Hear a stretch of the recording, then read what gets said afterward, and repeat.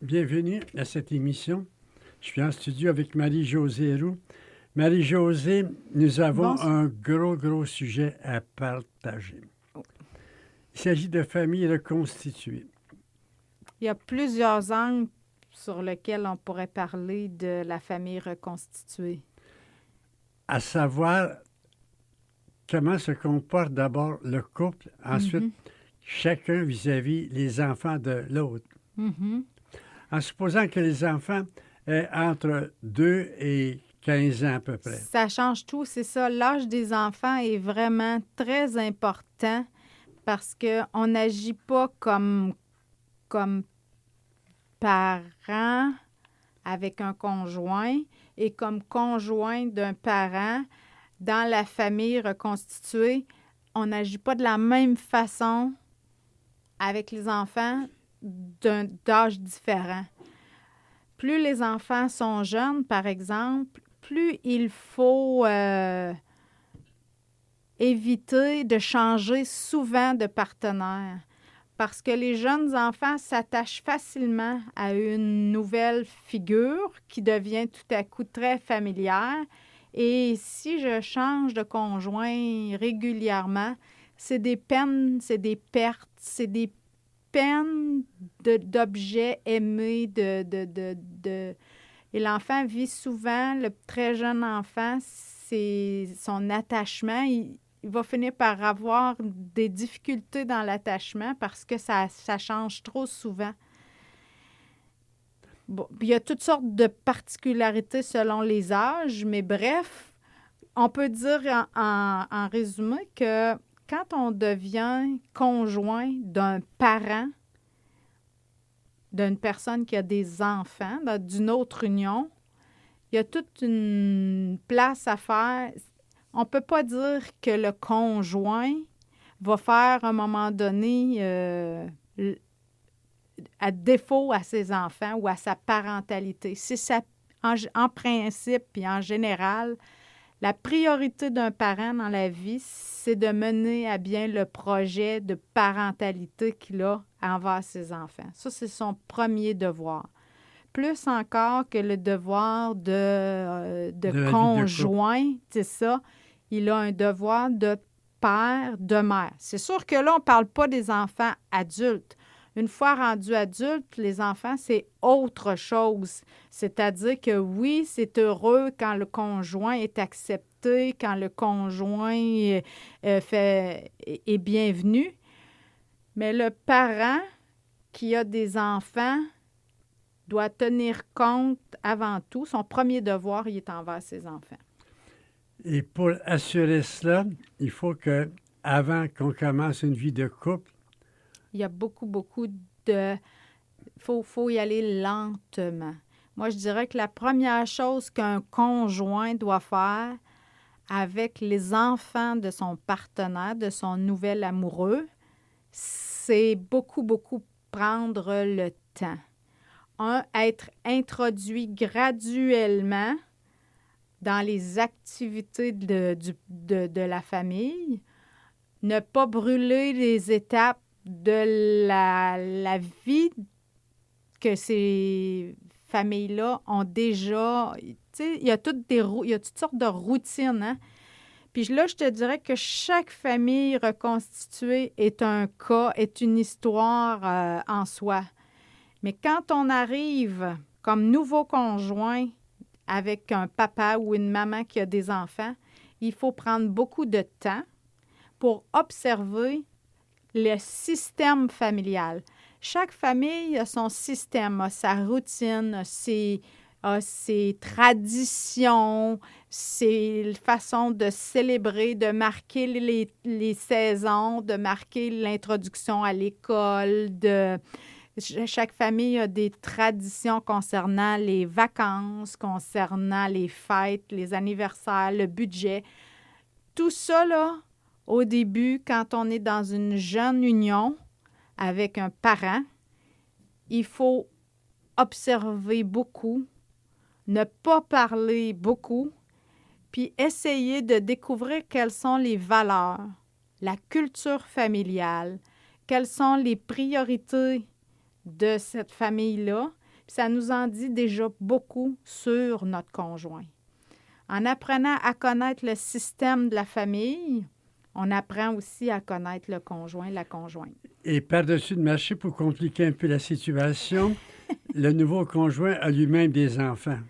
C'est ça. Ça arrive que, oui, j'arrive moi-même dans une nouvelle union avec mes enfants. Là, c'est encore plus de temps, encore plus d'adaptation. Es-tu en train de nous décourager, toi, là? Non, c'est possible. Mais il faut prendre le temps de bien faire les choses si on veut que la famille, la cohésion se fasse puis que les liens soient solides et durables. C'est sûr que si on est dans une vision de couple à court terme ou quand on établit très rapidement qu'on ne fera pas vie commune dans une même maison, bon, il y a des choses qu'on peut aller un petit peu plus vite ou un petit peu moins vite. Ça dépend toujours des sensibilités. Ça dépend aussi de l'histoire de la séparation. Ça dépend de l'entente entre les deux parents. Parce que moi, comme conjoint, quand j'arrive dans une famille, j'arrive aussi dans une famille où il y a déjà un père et une mère. Le danger, ça, c'est facile à deviner, c'est qu'on n'est jamais le parent biologique, naturel, voilà, biologique des enfants de notre conjoint. Sauf que à l'occasion, il peut arriver qu'on ait à jouer un rôle d'autorité parce qu'on est seul en présence des enfants, parce que pour toutes sortes de raisons, on a un rôle, une responsabilité pour un temps X des enfants. Alors, tout ça, là, ça se fait graduellement en posant beaucoup de questions, mais en ayant aussi beaucoup regardé le rôle d'autorité. C'est facile d'avoir le beau jeu, à savoir lorsqu'il s'agit de reprendre l'enfant, de le corriger. C'est la mère ou le père naturel. Moi, je n'ai rien à faire. Je me garde le beau rôle de féliciter. Oui, c'est ça. Je félicite, j'encourage, je gâte, je trimballe au restaurant. Bon, c'est ça. Ça peut être ça. Ça peut être aussi l'inverse. Je suis toujours celui ou celle qui met des limites, qui aide le parent à mettre ses limites. Bien, puis là, à ce moment-là, j'ai le mauvais rôle. Je peux aussi rivaliser avec l'autre mère, l'autre figure maternelle ou paternelle dans le couple. Puis là, bien, il y a des comparaisons. Les enfants savent très bien, rapidement, comment toucher le nouveau conjoint, comment le piquer, comment aussi lui faciliter ou lui rendre la vie très difficile. Fait que c'est important, comme je dis, de prendre du temps pour établir un lien de confiance avec chacun des enfants. Puis ça, le lien de confiance, il va s'établir avec de la complicité, avec aussi beaucoup d'amour, d'affection, puis beaucoup aussi d'essais et erreurs, parce qu'on fait des erreurs, c'est sûr, comme nouveau conjoint. Parfois, on veut provoquer, on aimerait que les enfants réagissent mieux, plus vite, moins vite. En tout cas, bref, il y a toutes sortes de situations possibles. Si je comprends bien, l'essentiel de ce que tu viens de me dire, c'est de prendre du temps. Prendre son temps, observer beaucoup, parce que j'arrive pas avec mes valeurs familiales, mes priorités à moi, ma culture familiale à moi dans une nouvelle famille sans d'abord avoir validé si ce que je veux apporter à cette famille-là, c'est ce qui est souhaitable. Alors, quand on va vite, ça me fait penser à l'histoire. L'enseignant demande à 3 de ses élèves, « Est-ce qu'il vous manque quelque chose chez vous? » L'une a dit, « Bien, peut-être un ordinateur. » Ah bon? Et puis toi, peut-être une laveuse de vaisselle, on est nombreux. Et à la troisième, il manque rien. Mais comment c'est possible? Il manque rien que je vous dis, mais explique-toi. Ben, elle dit, hier, mon père est rentré avec sa nouvelle maîtresse et ma mère a dit, il manquait plus rien que ça. C'est ça. Alors, il peut arriver que ça soit un peu vite en affaires. Exactement. Mais il y a de tout, hein, puis il y a toutes sortes de circonstances. Parfois, le budget est un peu serré. Rapidement, on choisit de faire vie commune dans une maison commune. Bon, à ce moment-là, ça prend du doigté parce que d'un côté, les deux conjoints sont parents. Quand on ne s'entend pas sur les valeurs, sur, par exemple, les heures de sortie, les heures de rentrée, les heures de repas, la façon de partager l'espace puis d'établir la routine, ça peut être très difficile. Il faut faire beaucoup de négociations. En t'écoutant énumérer tout ce qu'il faut, je te donne comme psychologue un beau rôle. Non, mais je viens de comprendre. Je vais te dire, c'est très naturel en général. Les gens le font des petites erreurs au début, corrigent, s'excusent. Puis là, tout prend son sens, là, s'excuser. Il y a beaucoup d'attitudes qui favorisent la cohésion. Parce que là, je ne parle pas encore d'amour, là. Je parle juste de gens qui se côtoient et qui arrivent à se tolérer, à pas trop se détester. Parce que vivre ensemble, en famille recomposée, je le répète encore, c'est une question de temps. D'abord, on est comme des colocs. On se regarde, on se tolère, on s'apprivoise, on fait des compromis. Mais Marie-Josée, tu n'es pas réaliste. Quand on commence, c'est le grand amour. Oui, c'est sûr. Mais quand il y a des enfants, là, il faut... Là, tu fais un raisonnement avec ta tête. Oui. En réalité, on est tellement en amour qu'on bouscule le temps. Exact. Ben voilà. Mais plus on va bousculer, on peut bien bousculer le temps, mais on ne peut pas bousculer les enfants. On ne peut pas forcer les enfants à aimer notre conjoint parce que nous, on l'aime. Ça ne va pas de soi. C'est pas magique. Comme il ne faut pas non plus rester ensemble à cause des enfants? Ben, je dirais qu'il faut essayer beaucoup de choses pour unir, pour garder la famille unie. Il faut faire beaucoup de compromis avant de choisir de se séparer. Mais une fois que c'est clair, puis là, encore là, j'arrive dans une nouvelle union et souvent, c'est pas si clair que ça que la première union est terminée. Alors, il y a déjà là... Marie-Josée, on va se reposer. Il y a déjà là un risque de venir de jouer dans tous les non-dits, les essais, les erreurs.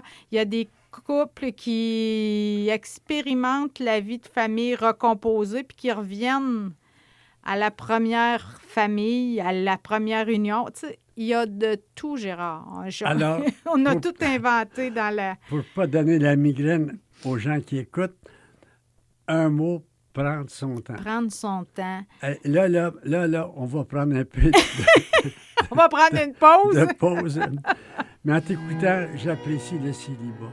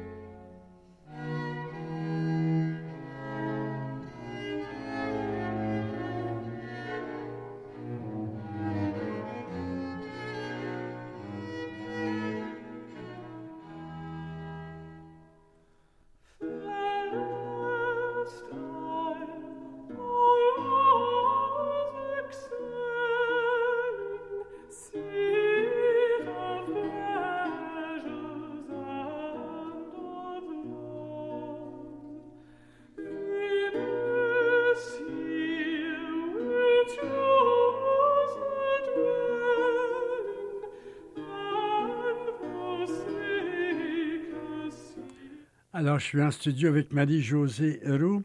Il s'agit de familles reconstituées. Prendre son temps déjà pour vivre ensemble comme couple en oubliant les enfants, ça demande des ajustements, surtout quand on a un certain âge. Mm-hmm. il y a des valeurs, il y a des traditions, il y a des plis que l'un et l'autre ont pris. Il faut prendre du temps pour s'ajuster. S'apprivoiser. S'apprivoiser. Ouais. Il y a, puis de plus en plus de couples à ce sujet-là qui choisissent de ne pas cohabiter ensemble, justement, parce qu'on veut une plus grande latitude. Parfois, on s'est senti très, très prisonnier d'une union.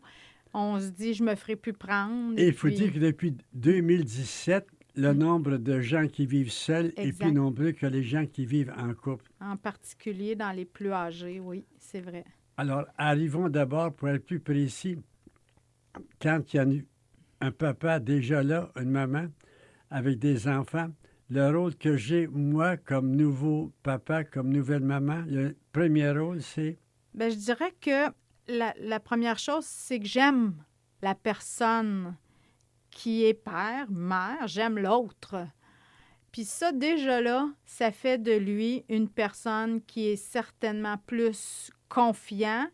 Ça lui donne beaucoup de vent dans les voiles, je dirais, pour aimer à son tour. Parce que quand on se sent aimé, c'est beaucoup plus facile d'aimer. Mais mon rôle premier comme conjoint d'un père ou d'une mère, c'est de l'appuyer, de le seconder dans son rôle paternel ou maternel. Je ne suis pas là pour me faire aimer des enfants. Je ne suis pas là, quoique c'est très important. Je suis là pour supporter, accompagner le nouveau conjoint, la nouvelle conjointe que j'ai, et par mon affection, lui apporter réconfort, soutien, support. Je ne suis pas là non plus pour toujours le contredire devant les enfants, contredire son autorité, ses façons de faire. Le mot toujours est de trop. Bien, pas toujours, mais il y en a qui... Jamais, il ne faut jamais faire cela. Ben voilà. Il y a des nouveaux conjoints qui remettent en question les règles, les traditions, la routine, les façons de faire de leur nouvel amoureux. Ah ben moi, je connais mieux, je suis mieux, je pense que ce serait mieux. On le fait dans le privé si on pense que c'est absolument dysfonctionnel ou que le système est en danger ou qu'un des enfants ne va pas bien. Si je vois des choses qui semblent échapper à mon conjoint puis qui sont sérieuses, c'est évident que je me dois de l'en informer de mon point de vue. Mais ce qu'il va faire avec, ça ne me regarde pas. Tant que la santé et la sécurité des enfants n'est pas en danger, tant que c'est une question de valeur, de priorité, je n'ai pas à m'immiscer dans l'éducation des enfants tant qu'on ne m'en remet pas la responsabilité. Puis ça arrive graduellement, puis c'est pas toujours écrit, c'est pas toujours dit. Sauf que quand je suis seule avec les enfants, même si le père ne me donne aucun pouvoir, j'en ai. J'ai au moins le pouvoir de garder ces enfants-là en santé, en sécurité. Et puis, je le fais naturellement. Mais tu comprends tous les non-dits, toutes les négociations, il y a beaucoup, ça prend beaucoup de doigté, de diplomatie. Je prends un exemple plus concret. Alors, je suis le nouveau conjoint d'une maman. Elle a 3 enfants. Parmi les 3 enfants, il y en a un qui a une relation exceptionnelle avec la maman. C'est ça. Il ne faut pas toucher à celui-là. Il a toujours raison. On ne gagnera jamais contre lui. Qu'est-ce qui arrive? Bien, je peux lui donner mon impression. Non, mais quand l'enfant est, disons, paresseux, mais la maman l'excuse tout le temps, elle trouve toujours des bonnes raisons pour être dans son camp, alors que le père lui part travailler. Et ses valeurs à lui, c'est les études ou le travail, alors que la maman, elle, parce qu'elle a une relation affective pour toutes sortes de raisons, jamais qu'il va gagner. Qu'est-ce qui arrive? C'est la séparation un jour ou l'autre. C'est presque fatal. Ça peut arriver, oui, que la relation que j'ai ou que je ne réussis pas à établir avec les enfants conduise le couple à la séparation. Ça peut arriver aussi que j'arrive jamais à établir une relation avec le conjoint, la conjointe, parce qu'en fait, ce qui m'attire, ce sont les enfants. J'aime plus les enfants que la conjointe ou le conjoint. On là, t'exagères. Ah non, ça arrive aussi. Tout ça, c'est possible. Mais il y a évidemment, moi comme mère, si j'avais à choisir, puis ça, il faut jamais comme conjoint nouveau d'un père ou d'une mère, demander à celui-ci de choisir entre ses enfants et moi. Évidemment, c'est une question qui... C'est déchirant. Exact. C'est déchirant pour le parent. C'est déchirant pour moi aussi parce que je risque qu'il ne fasse pas le choix du conjoint, de la conjointe. Bref, si les enfants sont encore mineurs, le parent, par devoir, moi, je récidive, il doit choisir l'équilibre, la santé et le maintien de la cohésion de sa famille. Le père ou la mère naturelle. Exactement. Pas s'il y a des différences, on fait ça à part des enfants. Exactement. On se parle en dehors du temps de présence aux enfants, idéalement. Et je demande aux enfants de ne pas choisir entre le nouveau conjoint et les enfants, mais je me demande aussi de ne pas exclure le parent naturel qui est absent. Toujours, tout ça doit se conjuguer d'une façon harmonieuse. Pour y arriver, le secret, c'est encore là de prendre du temps, d'écouter son cœur profond, de ne pas faire trop attention aux émotions spontanées. Oui. Et quand il s'agit d'une réaction un peu négative, de faire ça entre adultes. Oui, puis accepter qu'il y ait des erreurs de parcours. On fait nécessairement des erreurs. On s'ajuste, on se corrige, on se replace. Puis souvent, quand les enfants sont plus âgés, puis là, je dis à partir de 4-5 ans, on peut faire des espèces de conseils de famille. Parce que les enfants ont des bonnes idées sur la façon dont ils souhaiteraient être accompagnés, comment ils souhaiteraient... Si on leur donne la parole, si on leur dit, par exemple, comment je peux faire quand tu refuses d'aller au lit? Tu resterais surpris d'entendre, il y a certains enfants qui ont très bien compris qu'ils manipulent, et ils donnent de très belles indications. J'ai peur. Bien, allume une lumière. Bon, il y a des moyens de savoir, quand on s'adresse aux enfants, la marche à suivre, avoir des bonnes idées de résolution de problèmes réels.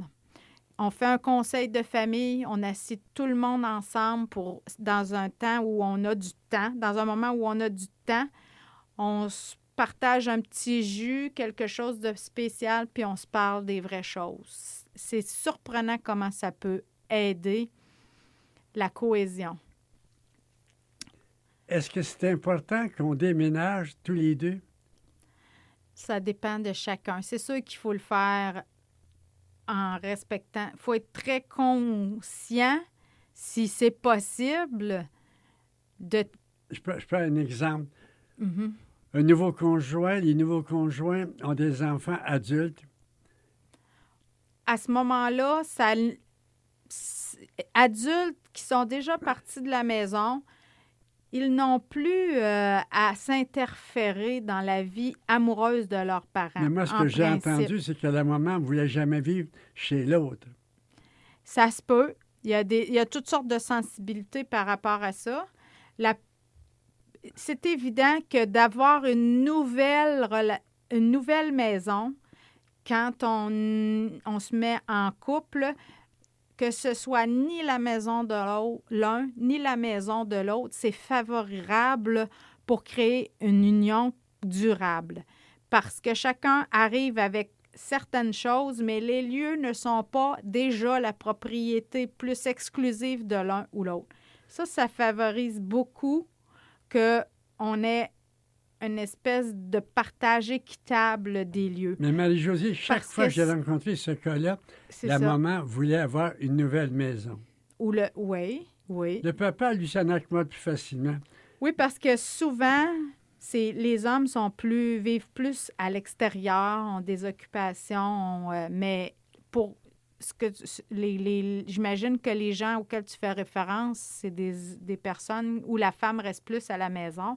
À ce moment-là, c'est plus important d'avoir un lieu qu'elle sent qui lui appartient. Parce que quand la maman rentre dans la maison, puis qu'elle voit le portrait de la défunte... Oui, ou de l'ancienne ou de l'autre, bien, c'est sûr que c'est irritant, ça peut créer... C'est parce qu'aussi, il y a toute la question de l'espèce d'empreinte qui est laissée derrière chaque femme, chaque homme aussi. C'est comme, pour les hommes, c'est plus le garage, l'établi, le sous-sol. Il y a des hommes qui sont très propriétaires de leur voiture, de leur garage, puis ils n'arriveront pas à se sentir à l'aise dans le garage, la voiture ou le sous-sol d'un autre.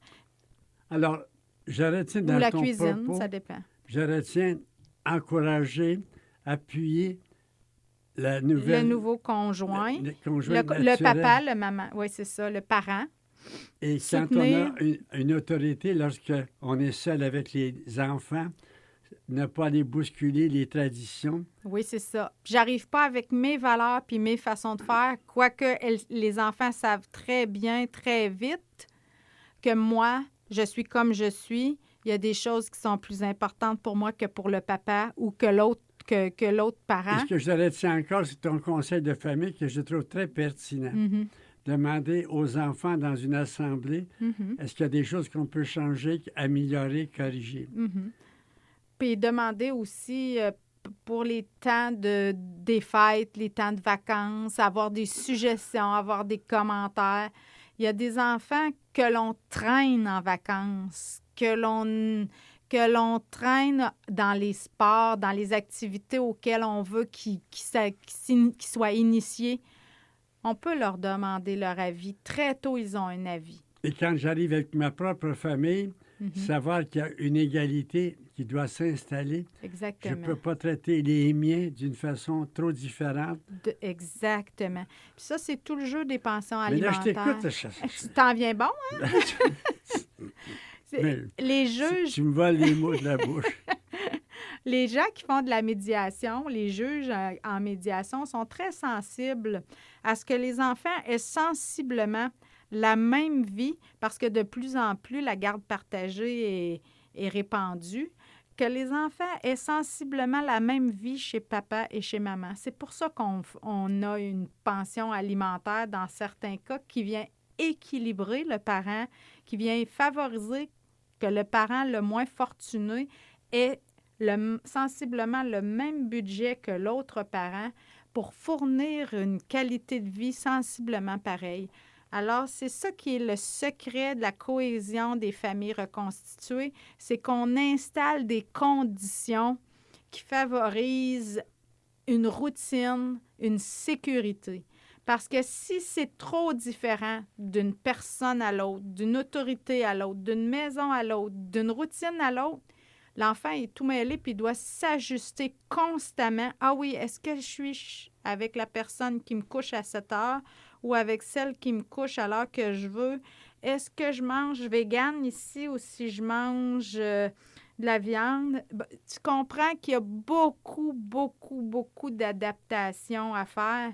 Puis favoriser que les enfants aient le moins de dérangement. J'ai vu des familles s'installer le père au deuxième, la mère au premier ou vice-versa. Et l'enfant peut voyager, circuler d'une porte par simplement ouvrir la porte, fermer la porte d'un parent à l'autre comme ça. Il y a des ententes superbes, il y a des négociations superbes qui se font pour favoriser que l'enfant se développe en ayant accès aux deux parents le plus sereinement possible. Ça, c'est les conditions gagnantes pour les familles reconstituées. C'est tellement beau là, qu'il faut arrêter pour y penser.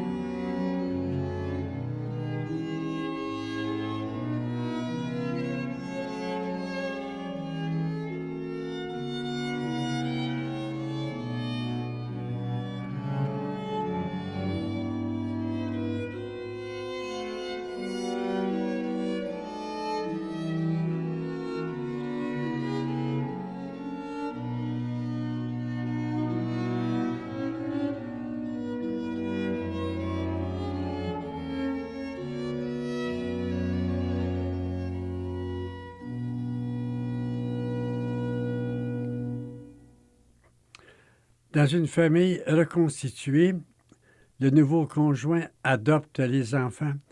Mais il faut aussi qu'il se demande si les enfants l'adoptent. J'ai un exemple qui est un peu différent. Mes amis voulaient avoir un enfant. Ils étaient sans enfant. Et ils ont fait des applications. Sauf qu'un jour, le CLSC appelle. Vous pouvez adopter un enfant, mais il y a 7 ans. La maman dit, il est trop âgé, on ne le prend pas. Le père dit, ça fait des années qu'on attend, pourquoi pas? Elle s'est laissée gagner. Il va chercher l'enfant. C'était le temps du souper. La maman, avec le cœur creux, elle ne l'avait pas adopté, si ce n'est que par condescendance. Au cours du souper, l'enfant s'en va dire, « Madame, votre soupe est bonne. » Ça l'a comme un peu ébranlé.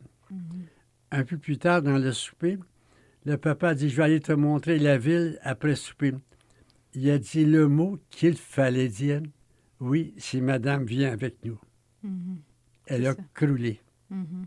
Si madame vient avec nous. Les enfants ont l'art de trouver la sensibilité, les mots, les paroles, qui nous font craquer, je dirais. Et puis, il faut être très sensible à ça. Et c'est dire que l'enfant a besoin d'adopter le parent, mais le parent aussi, s'il sent qu'il est important. S'il n'est pas comme un yo-yo que l'on ajoute. Et ça là, tu m'amènes sur un autre point de vue. On avait beaucoup parlé du conjoint, du parent, mais le rôle du parent est très important aussi. D'inviter les enfants, de créer des conditions pour les enfants d'accueil de la nouvelle conjointe, du nouveau conjoint.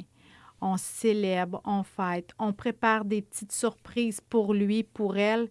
On se met le cœur en fête pour accueillir la nouvelle personne, pour lui ouvrir la porte, il y a tout le rôle du parent aussi qui est important. Oui, mais c'est toujours savoir, là, moi, je l'adopte, mais est-ce que lui m'adopte?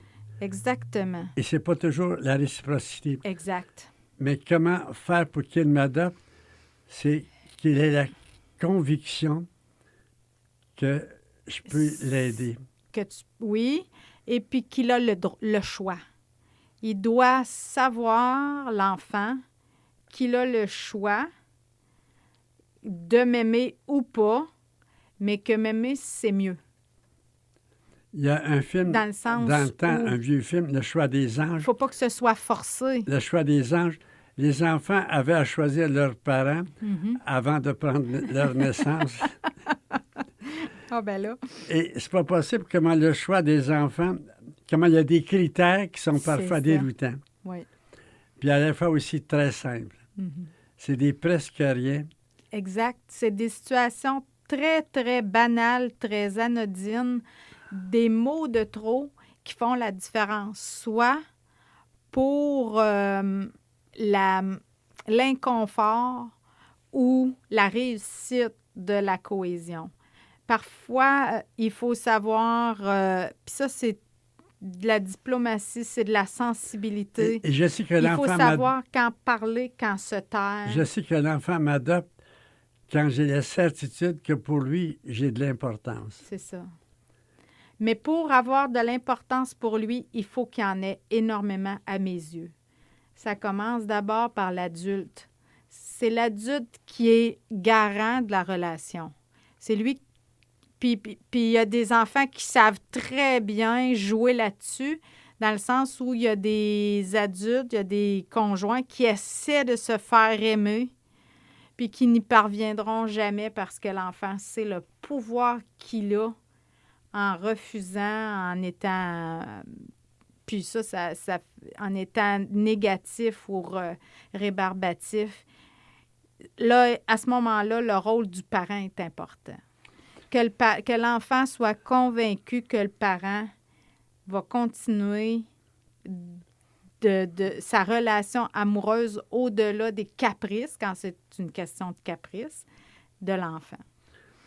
C'est important que les enfants des deux conjoints, parce que souvent c'est la situation. Ah oui, c'est ça, la plupart du temps, oui. Aient l'occasion de se choisir comme frère, comme sœur, comme demi-frère, comme demi-sœur. C'est ça, ils ne seront jamais frères et sœurs vraiment, mais ils peuvent développer de très beaux liens. Il y a des belles fratries recomposées qui n'ont rien à envier aux fratries naturelles.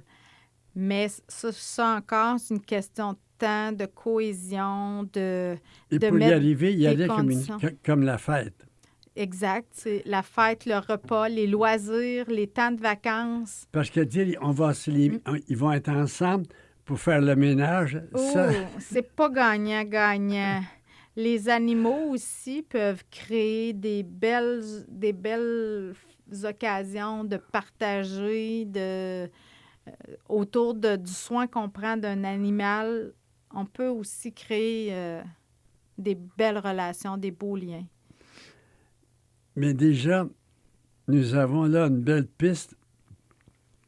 La famille, c'est d'abord un lieu de fête. Oui. Avant d'être une corvée. De célébration. D'abord, on mange ensemble régulièrement. Ça, c'est important. Puis on aménage je connais une famille, ils ont très bien aménagé l'horaire dans le sens où ils ont chacun 2 enfants. Ils ont les enfants de un durant une semaine, les enfants de l'autre durant l'autre semaine. Une fin de semaine sur 2, les 4 enfants sont ensemble, puis une fin de semaine sur 2, ils n'ont aucun enfant. Donc là, c'est un aménagement particulier pour préserver la vie de couple, le lien spécial entre le parent naturel et le parent et ses enfants, puis une occasion de temps en temps de se rencontrer toute la famille ensemble. Ça fait un beau mélange. Depuis le commencement. Mm-hmm. Je ne fais que cela d'ailleurs. Et là, je me dis... C'est la tâche, finalement, du Saint-Esprit. Aussi. De faire le lien. Exact. Sans que ce soit nommé, il faut penser qu'il y a peut-être des moments de recueillement qui sont favorables à ressouder la famille. Oui. Et être capable, ensemble, de prendre ne serait-ce qu'une ou 2 minutes de temps en temps pour entrer chacun en soi. Et une espèce de prière qui nous amène à transcender nos différences. Moi, je trouve que c'est l'œuvre de l'Esprit Saint. Même si la famille est une famille qui n'a pas été bénie par un mariage. Non, mais c'est sûr que l'Esprit Saint est là quand même, que Dieu est à l'œuvre dans ces familles-là, que les conjoints ont besoin de l'aide de l'Esprit pour le discernement, pour l'amour aussi, pour l'affection, pour la correction aussi, pour faire de ces enfants-là des citoyens, des respectables. Mais ça suppose que et le papa et la maman, les 2 conjoints, aient une maturité pour accueillir les différences sans trop prendre d'adrénaline. Exactement. C'est pas possible. Comment, moi, si je suis en prise avec mon identité, je peux être tolérant pour des traditions, pour des échelles de valeur qui ne sont pas tout à fait les miennes. Et je ne verrai pas la différence finalement, tellement je l'accueille. Mais ça suppose que chacun a une maturité un peu exceptionnelle. Juste le fait d'être capable de se retrouver avec parfois l'ancien conjoint, parce que ça arrive des occasions où pour célébrer un enfant, célébrer une réussite... Alors, pas trop la situation, non. Tu vas me décourager. Ça arrive que les deux parents doivent être réunis pour célébrer une fin d'année, une fête, un tournoi de sport. Et puis, quand on arrive à être toutes les personnes significatives disponibles ensemble dans un même lieu, s'accorder, se respecter, ah ben là, c'est vraiment réussi. L'enfant a le droit d'aimer toutes les personnes significatives de sa vie. Entre parenthèses, quelqu'un m'a dit, moi, j'ai pas réussi mon mariage, mais j'ai réussi mon divorce. Voilà, c'est ça, ça arrive. C'est de réussir la séparation. Exactement. Alors, ça veut dire que moi, je vais jamais dire du mal de mon ancien conjoint. Exact. Pour éviter de placer Puis faire les une comparaison enfants... aussi. C'est ça. Pour éviter de placer les enfants dans la possibilité ou dans l'obligation de choisir ou d'être en conflit de loyauté. Mais je suis toujours étonné de voir la capacité d'adaptation des enfants. C'est vrai, c'est vrai. À un nouveau papa, une nouvelle maman, sans dénigrer l'autre. C'est ça, c'est pas possible. nouveau conjoint. Oui, parce que jamais le parent naturel ne sera remplacé, ça c'est évident. Mais il y a une figure d'autorité nouvelle. Ça en fait beaucoup. Parfois, quand les enfants vont à la garderie, par exemple, il faut... Tu as raison, la capacité d'adaptation est remarquable, mais il ne faut pas non plus trop ambitionner. Il y a des enfants qui fréquentent la garderie. Ils ont des figures d'autorité à la garderie.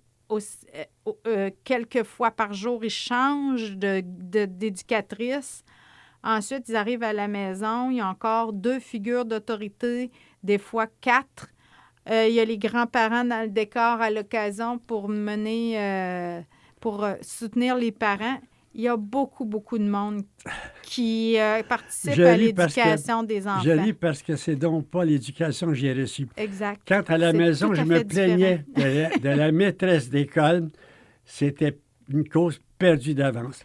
Maintenant, les enfants ont beaucoup plus de figures d'autorité. Et jamais alignées les unes sur les autres. Mm-hmm. Oui, parce qu'en plus, ils ont des parents, des grands-parents. Alors moi, j'avais encore l'enseignante vivants. idéale. Mm-hmm. Et quand ça ne faisait pas, c'était clair que j'étais perdant. Mm-hmm. C'était la même chose quand j'aimais pas le curé. Je pouvais toujours en parler au vicaire, mais c'était encore aligné. Maintenant, il n'y a plus de vicaire, ça simplifie les choses. C'était du pape jusqu'à la maîtresse d'école, l'enlignement total. Mon Dieu! Ça a bien changé parce que maintenant, chacun arrive avec sa couleur. Je me dis, je suis d'un autre monde, d'une autre planète. Sa valeur, ses priorités exactes. Les enfants aujourd'hui sont ouverts à beaucoup, beaucoup de possibilités. Et ce qu'il y avait de spécial, non seulement dans les membres de ma famille étaient alignés, mais les voisins, mais la paroisse, mais le monde entier. Tout le monde avait sensiblement la même idée sur l'éducation des enfants, entre autres. Maintenant, une école et une autre école ont des programmes éducatifs tout à fait différents qui développent chez certains la musique, chez d'autres les arts, chez d'autres la culture. Marie-Josée, regarde-moi, ne suis pas un modèle quand même, une réussite éducative. Ah, ça a bien changé. Est-ce que c'est mieux? Est-ce que c'est pire? Bon. C'est différent, comme dirait le pape François.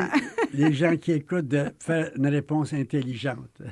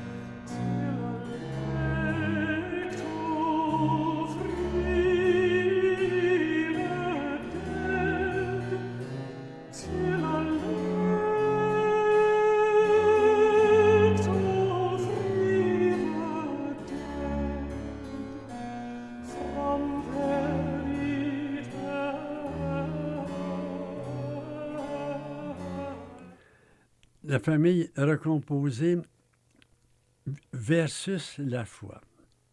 Oh. Alors, il y a des enfants dans une famille qui sont baptisés, dans l'autre, ils ne sont pas. Mm-hmm. Un apporte une tradition spirituelle un peu particulière, assez forte, l'autre pas du tout. C'est ça. C'est quand même un autre ajustement. Toutes ces sensibilités-là peuvent varier. Et je pense que la règle, c'est un immense respect exact. De part et d'autre.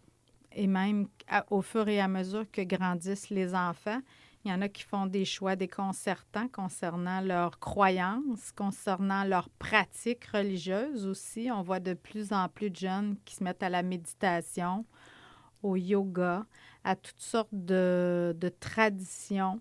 Et j'ai un exemple dans la région de Gatineau, une très belle famille, 4 enfants.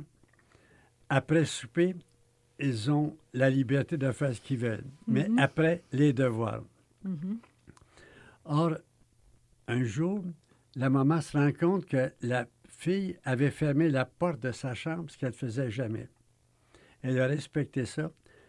L'autre soir encore, le soir suivant, le même scénario. Là, c'était plus fort qu'elle. Elle a frappé à la porte et la petite était à genoux à côté de son lit, puis elle jouait avec des images, des vieilles images.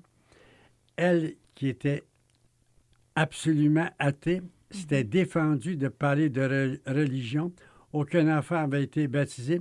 Quand elle a vu la scène, « Qu'est-ce que tu fais là? » Elle dit, « C'est de mes amis, je les regarde, ils me regardent. » Elle ferme la porte en claquant. Le soir suivant, le 3e, elle entre encore. Puis elle dit, « Qu'est-ce que tu fais là? » « C'est mes amis. »« Maman, j'ai quelque chose à te demander. Je suis un cours qui mène au baptême. Jamais de la vie.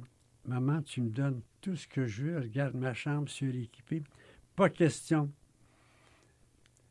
Un mois après, la maman reçoit une petite facture de 20 $ pour les matériaux de catéchèse. Elle a cédé. Elle est allée au baptême de la fille. Puis elle dit, quand tu vas aller à la messe, je t'accompagnerai. L'Esprit Saint a donc des façons originales, déconcertantes d'agir. Souvent, c'est par les enfants qui vont emmener les parents à une réflexion plus spirituelle. Ça peut arriver. Ça peut arriver aussi que je ne partage pas du tout, que les deux conjoints ne partagent pas du tout la même foi. Et dans ce cas-là encore, le respect est très important. Et que moi, je peux amener à la messe, si je n'ai pas la foi, les enfants de mon conjoint qui ne peut pas les amener ce dimanche-là. Ou vice-versa. Je dois respecter le fait que mon conjoint n'accepte pas que je parle de ma foi à ses enfants ou l'autre parent. Ça, c'est beaucoup, beaucoup de... Parce que c'est sûr que ma foi pose question, mais je dois la taire pour respecter souvent. Je dois taire ma foi pour respecter le bien-être de chacun. Mais si je vis une vie spirituelle profonde, peu importe la religion, peu importe mes croyances, nécessairement, les enfants vont poser des questions à un moment donné. Qu'est-ce que tu as? Comment peux-tu être aussi différente? Qu'est-ce qui t'anime? Où vas-tu quand tu pars le matin, l'après-midi, le soir? Qu'est-ce que tu fais? Ça m'intéresse. Peux-tu m'en parler? Nécessairement, à un moment donné, les questions vont venir. Et c'est quelque chose d'avoir, par exemple, une prière avec l'enfant au lit, alors que le lit voisin, ce serait insoutenable. C'est ça.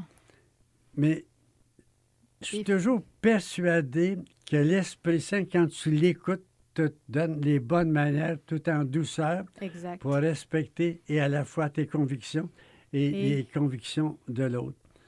Moi, c'est toujours le psaume 127, c'est le Seigneur qui bâtit la maison. C'est beau. La famille, c'est son premier projet. Oui. Il me semble que dans la famille, le pape François a donc raison de ne pas voir là des problèmes, mais des opportunités. Voir là des opportunités. Puis dans l'exemple d'un enfant qui a un handicap profond, il appelle ça un don de Dieu. Et ça amène les autres enfants à une solidarité, à prendre soin de cet enfant handicapé. Il appelle ça une solidarité, une opportunité. Il dit souvent, transformer en jardin d'opportunités les rêves de votre famille. Transformez ça en opportunités. Au lieu de voir ça comme des handicaps, de voir ça comme des beaux défis à relever. Au lieu de voir ça comme des problèmes, voir ça comme des opportunités. Je trouve ça tellement beau, ce regard qu'il porte, alors qu'il fait le tour de tous les problèmes possibles dans sa lettre, dans son exhortation, La joie de l'amour. Il arrive à cette conclusion-là, transformer nos problèmes en opportunités. Pour grandir, pour se dépasser, pour faire jaillir des nouvelles sources d'amour. Tu as l'air à hésiter? Bien, c'est-à-dire, c'est très, très beau. Penser que la famille recomposée, c'est une opportunité exceptionnelle pour apprendre la tolérance, le respect, la différence, créer des liens avec des personnes qu'on n'a pas choisies, des liens d'amitié, des liens presque fraternels. Parce qu'en écoutant tout ce que tu nous as dit au début, là, c'est une kyrielle de problèmes. Ben mon Dieu. Une série. Il y a moyen de s'embourber dans toutes sortes Alors, c'est pour ça, problèmes. Marie-Josée, que je termine en disant, la famille n'a pas de problème, elle a d'abord des opportunités. Je trouve ça tellement plus positif, ce regard-là, et qui amène souvent des grandes réflexions sur la beauté de la vie de famille. C'est très beau, d'autant que pour moi, une famille, c'est un lieu où s'épanouissent des gens différents, puis où on arrive à développer le plus son potentiel, des liens de confiance qui nous permettent d'être assez bien installés dans sa personnalité pour vivre en sécurité, pour devenir des éléments positifs dans la société, pour grandir, pour aller au bout de son potentiel, si petit soit-il, pour se réaliser comme personne, apprendre qui on est. Et puis, il faut accepter qu'il y a une espèce de mystère. Oui. Un enfant ayant les mêmes parents va devenir un jour un homme responsable d'une grande compagnie. L'autre fait de la prison, irresponsable. Oui, c'est ça. Et souvent, les parents se demandent qu'est-ce qui est arrivé. Ils ont fait dans les deux cas leur possible. Sensiblement la même chose. Il faut accepter qu'il y a une espèce de mystère qui nous échappe, exact. Qui s'appelle la liberté de choix. Oui. Alors, on a souvent des enfants très différents alors que le poulailler était le même. C'est pas possible. Comment il y a là une espèce d'ouverture à un hasard, d'ouverture à des choses qui nous échappent, ce qui ne nous empêche pas d'avoir des enfants puis d'être heureux. Oui. Puis d'être heureux, même si on a des difficultés, même s'il ne fait pas toujours soleil. Et moi, là, je pose la question à ceux qui nous écoutent. Dans votre vie, avez-vous toujours fait de votre mieux? Ouais, J'entends la réponse oui. Alors, si je deviens pape, je vous canonise tous. Amen. Alléluia. Merci beaucoup, Marie-Josée, merci à toi. d'avoir pris part à cette émission. Je remercie aussi Claude Saint-Pierre pour son service technique. Merci. Ici Gérard Marié. À la semaine prochaine. Merci.